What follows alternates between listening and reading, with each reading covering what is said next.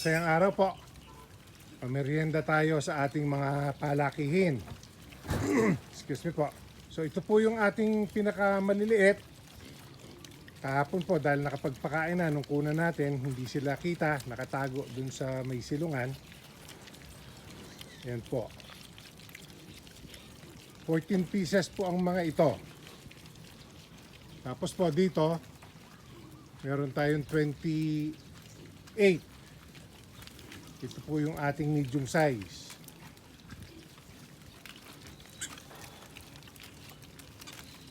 Magkahalo po ang mga ito. Anak pa po ni Rocco at ni Mario. Si Third po, wala nang anak sa mga ito. Gawa ng marami po ang namatay dun sa mga palakihin natin na galing sa Sampaloc Pen.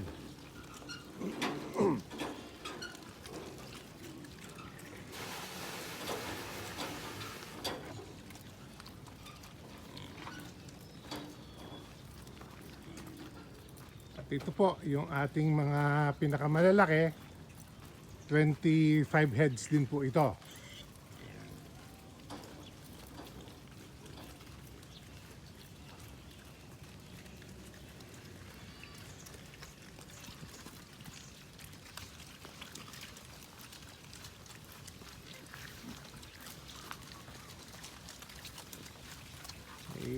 Magbe-20 na po sa mga ito, kaya tingin ko po bandang katapusan makakapagbigay na tayo kay ka-farmer uli ng ating mga alagain para po maging mga litsunin.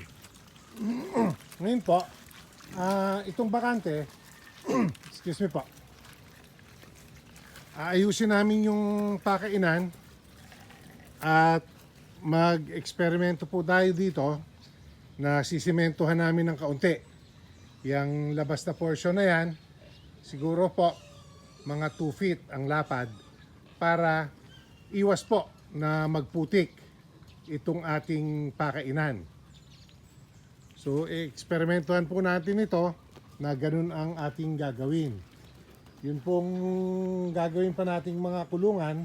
Ang plano ko naman po ay itaas ng kaunti pa yung ating kainan at meron din pong slope ng kaunti sa labas na sisimentuhan namin.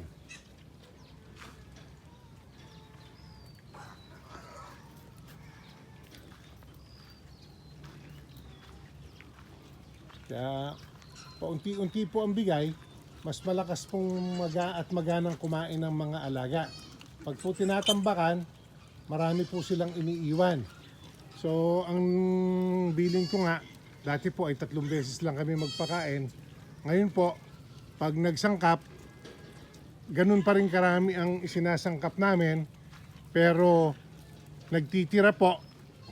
At kaya po nakapatong yung drum na yan.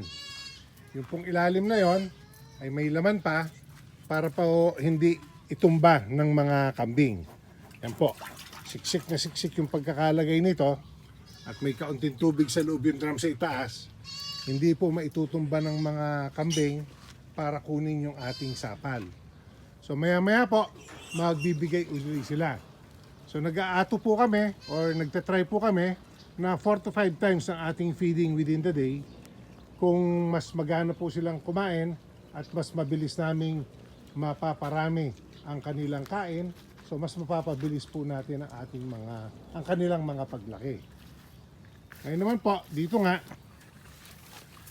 ito po yung ating mga gagawing dumalaga. Mga dumalaga na po, gagawing inahin. Balikan ko lang po. Excuse me po.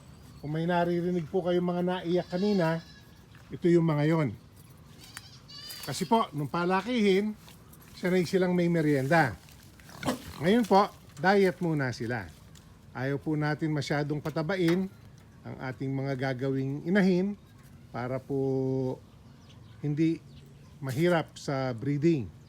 Ang napapansin ko po kasi pag matabang-mataba yung mga inahin, mas kakaunti po ang kanilang nagiging biik at kuminsan mo ay ilang mounts bago sila malamnan o mabuntis.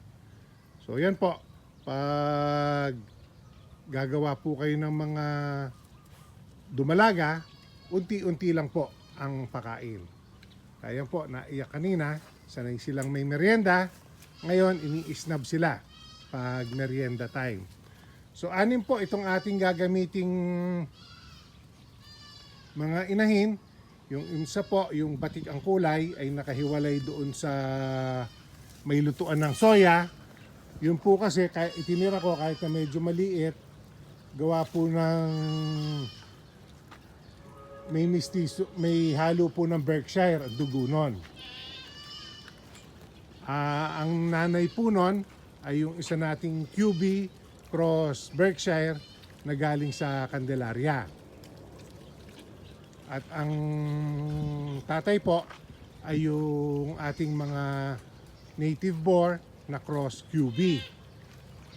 So ang tingin ko po ay gaganda naman ang kanyang magiging mga anak. Kaya po itinira ko yung isang babaeng yon. Yun rin lang po ang natira sa mga anak nung ating nasa rabitan, yung mga sila pong K na magkakasama. Nung isama po natin, ipinasok natin dyan sa ating consolidated pen, napatay po lahat yung ating mga hybrid. Excuse me po. Yung pong ating mga produce lang dito sa farm ang natira. Kaya nga po, nag-decide ako na hindi na ako mag-a-attempt muna na magpasok ng bagong lahi. Yun na lang po mga lahi dito sa farm ang aking aayusin. So eventually po, pipili tayo ng mas malalaki, mas mabibilog na mga gagawing bulugan at gagawing mga dumalaga. Dito po sa may likod, may nakahiwalay pa rin kaming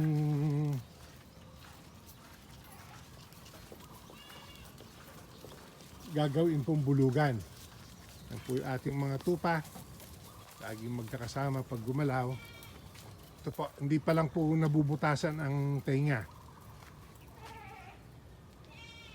Mahaba po ang kanyang katawan, 7 sets ang kanyang dede, kaya po napili kong gawing bulugan, hindi ko na po kinapon. Tapos survivor din po siya. Isa po ito dun sa mga nagkasakit, kaya napawalay, pero nag-survive siya. Kaya po isip ko, maganda ang kanyang magiging bloodline na mas matibay sa sakit. So ito pong ating likuran, hindi pa namin nasasabugan at marami pang gawa, pero pinagpapahinga po natin ang lupa dito sa ating likod ng farm. So yan po, balikan lang natin ang ating mga alaga dito sa may unahan. So hanggang March po siguro ay maidi-deliver natin ang mga ito. Baka po abutin ng April yung mga nandun sa unahan. At wala pa po tayong umanak ng Feb. Pero ito pong December, January, may umanak tayong ilang inahin. Wala pa po pala tayong umaanak ng January. Ito pong December ay 5 ang ating mga umanak. Kaya po meron pa tayong mga biik na iwawalay. Kaya nga po binibilisan namin ang paggawa doon sa may unahan para po magamit na natin. So yan po ang update dito sa 4A Animal Farm. Maraming salamat po sa inyong parating pagsama. Please share, like, and subscribe.